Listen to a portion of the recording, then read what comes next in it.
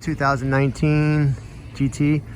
We're gonna cut the resonator off and install a H-pipe assembly. This is what it sounds like before.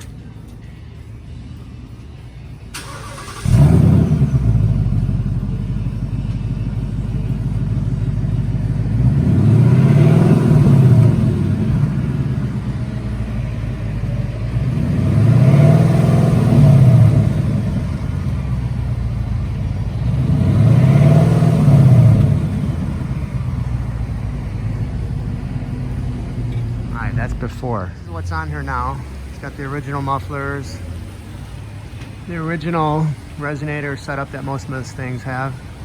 Dual in, dual out. We're gonna put the Roush H-pipe assembly on there.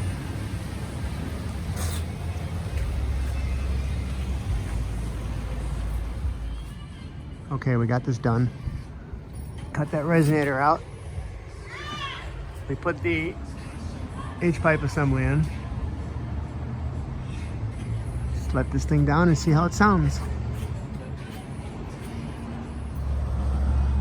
All right, H-pipe installed.